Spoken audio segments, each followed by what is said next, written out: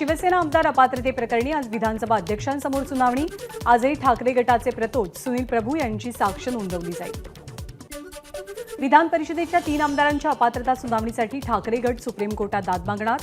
वारंवार पत्र देऊन काहीच प्रक्रिया होत नसल्यामुळे ठाकरे गट आक्रमक। निष्पक्ष वागायला हवं हे राज्यपाल आणि विधानसभा अध्यक्षांना सांगायला हवं, पण ते 10 पक्ष बदलून आलेत, त्यांच्याकडनं अपेक्षा काय ठेवणार? मला न्यायालयाकडनं अपेक्षा। आमदार अपात्रतेसंदर्भात अरविंद सावंत यांचं वक्तव्य। काँग्रेस नेते सुनील केदार यांच्या नागपूर जिल्हा बँक घोटाळ्याच्या खटल्याचा आज निकाल।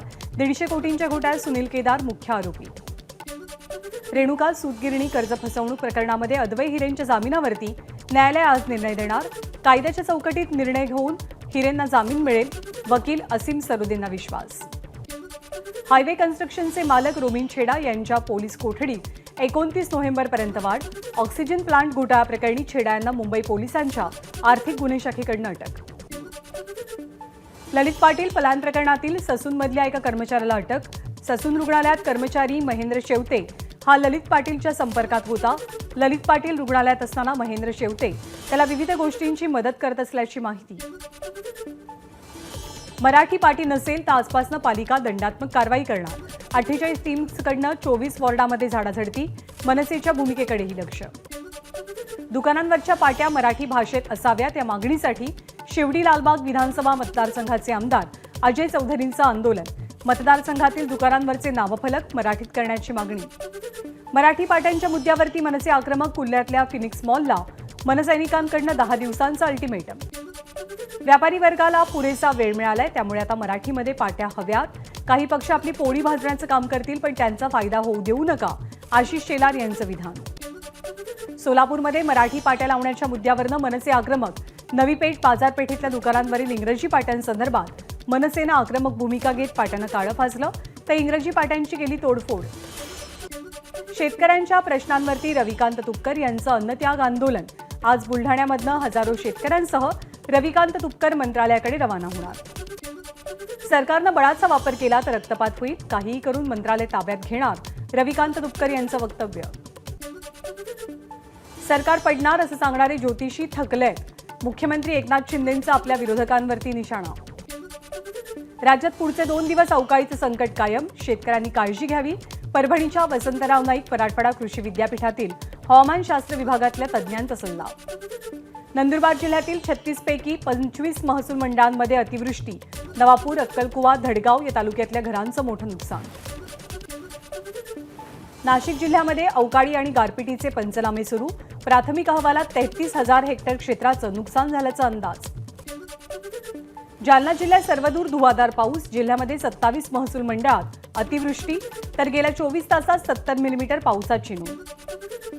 धुळे जिल्ह्यामध्ये 27.7 मिलीमीटर पाऊस।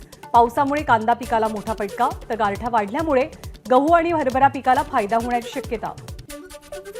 वाशिममध्ये विजांच्या कडकडाटासह अवकाळी पावसाची हजेरी। सततच्या पावसामुळे हरभरा आणि तूर उत्पादक शेतकऱ्यांच्या चिंतेत वाढ। बुलढाणा जिल्ह्यामध्ये अवकाळी पावसाचा जोर वाढला। जिल्ह्यातील ढंगारपूर गावात अवकाळी पावसामुळे मका आणि गहू या रब्बी पिकांसह कापूस, तूर या खरीप पिकांचं मोठं नुकसान। नाशिकच्या सुरगाणामध्ये अवकाळी पावसाचा कहर। काढणीला आलेल्या भात पिकाचं नुकसान। अवकाळीचा वरई, उडीद आणि भुईमुगाच्या पिकालाही फटका। यवतमाळच्या कळंब, बाभुळगाव तालुक्यामध्ये पहाटेपासून विजांच्या कडकडाटासह पाऊस। पावसामुळे हवेतला गारवाही वाढला। अकोला शहरासह जिल्ह्यात अवकाळी पावसाच्या सरी। पावसामुळे गहू, हरभरा या रब्बी पिकांसह कापूस आणि तूर या खरीप पिकांचंही मोठं नुकसान। गुजरातच्या अनेक भागात अवकाळी पावसाचं थैमान। गुजरातमध्ये वीज कोसळून 27 जणांचा मृत्यू, तर 71 जनावरं दगावली। चंद्रपूरमध्ये अवकाळी पावसाचा पिकांना फटका। वेचणीला आलेला कापूस आणि तुरीचं नुकसान। विदर्भात पुढचे 2 दिवस हवामान खात्याचा येलो अलर्ट। महाराष्ट्रात जिथे जिथे अवकाळी पाऊस तिथे तात्काळ पंचनामे करावेत, मुख्यमंत्र्यांचे आदेश। पुण्याच्या आंबेगाव आणि शिरूर सोबतच जुन्नर आणि खेड तालुक्यात गारपीट आणि अवकाळीमुळे शेतीचं मोठं नुकसान। नुकसानग्रस्त भागाची मंत्री दिलीप वळसे पाटील यांच्याकडनं पाहणी।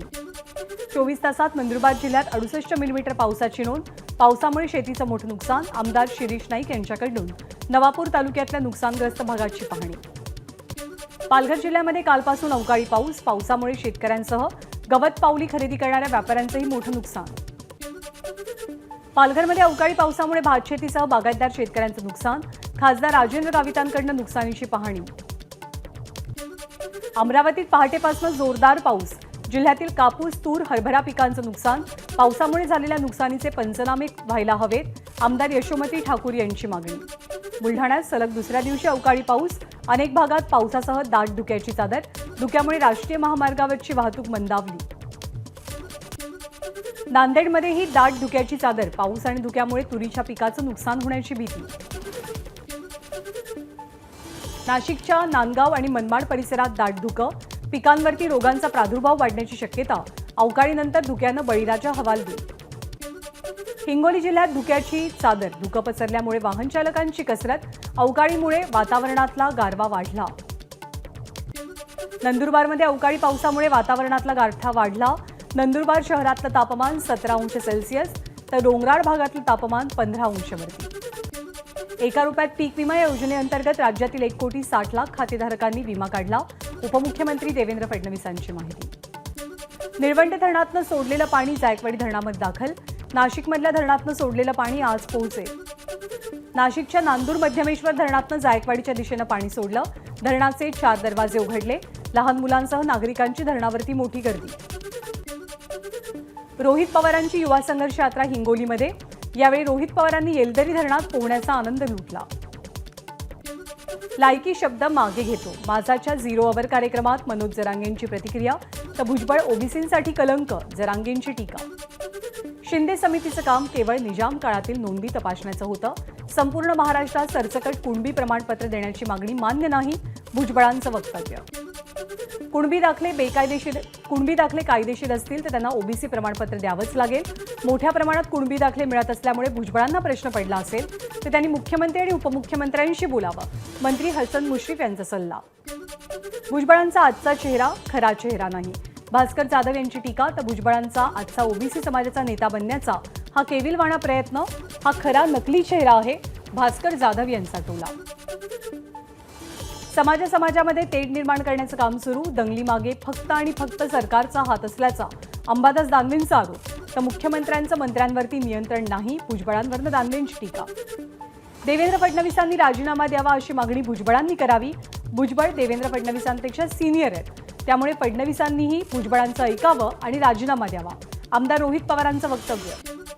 ओबीसी आरक्षणाला कुठलाही धक्का न लागता मराठ्यांना आरक्षण मिळणार आहे. त्यामुळे सर्वांनी शांत राहावं. मंत्री दीपक केसरकरांचं आवाहन. ऋषिकेश बेदरेचा मास्टरमाइंड सिल्वर ओकवरती होता की मातोश्रीवर याची गृह खात्यानं चौकशी करावी. शिंदे गटाच्या प्रवक्त्या ज्योती वाघमारे यांची मागणी. तर जातीमध्ये विष पसरवण्याचं काम राज्यात सुरू. वाघमारे यांचं विधान. या आंदोलनात आमच्यातून गेलेले गद्दार राजकारण करतात. मराठा समाजाला बदनाम करण्याचं काम सुरू आहे. अंबादास दानवेंचा आरोप. जालन्यातल्या लाठीचार्ज प्रकरणी हा लाठीचार्ज कुणी केला याचं उत्तर शिरसाटांनी द्यावं. दानवेंचं वक्तव्य. आंतरवाली सराटीतील दंगलीमागे शरद पवार गट आणि ठाकरे गटातले लोक. शिंदे गटाचे आमदार संजय शिरसाट यांचा गंभीर आरोप. घटनाक्रम न पाहता तातडीने दोन्ही गटातले नेते तिथे गेले कसे. शिरसाट यांचा सवाल. बीड चाळपोळ आणि हिंसाचार प्रकरणातील आरोपी पप्पू शिंदेचे फोटो पाहिल्यानंतर भाजप नेत्यांनी सांगावं की बीडच्या हिंसाचारात कुणाचा हात आहे. मुख्यमंत्री एकनाथ शिंदे की खासदार श्रीकांत शिंदे. राष्ट्रवादी युवक काँग्रेसचे नेते मेहबूब शेख यांचा सवाल. मनोज जरांगेंनी केलेल्या सरसकट कुणबी प्रमाणपत्राच्या मागणीला शरद पवार आणि रोहित पवारांचा पाठिंबा आहे का. सदाभाऊ खोतांचा सवाल. 8 डिसेंबरला मनोज जरांगे पाटलांची नांदेडमध्ये सभा. सभेची जोरदार तयारी. मनोज जरांगे पाटील 3 डिसेंबरला धुळ्यात सभा घेणार. मराठा सेवा संघाची पत्रकार परिषदेत माहिती. कोळी समाजाला आदिवासींचं आरक्षण मिळावं या मागणीसाठी कोळी समाजाची पदयात्रा. लोकसभा जागा वाटपावरनं शिंदे गट आणि अजित पवार गटात वादाची शक्यता. भाजप 26 जागांवरती लढेल तर शिंदे आणि अजित पवार गटासाठी प्रत्येकी 11 जागा वाटायला येण्याचा अंदाज. जागा वाटपासंदर्भात अद्याप चर्चा नाही. चर्चेनंतर सूत्र निश्चित होईल. देवेंद्र फडणवीसांची माहिती. अभिजित पाटील यांची रयत शिक्षण संस्थेच्या सदस्यपदी निवड. अभिजित पाटील विठ्ठल सहकारी साखर कारखान्याचे चेअरमन आहेत. 2.5 वर्ष घरात बसून राज्याला वाऱ्यावरती सोडणारे उद्धव ठाकरे राज्यासमोरचे संकट होते ते दूर करण्यासाठी हनुमान चालीसा पठण. नवनीत राणांचं विधान.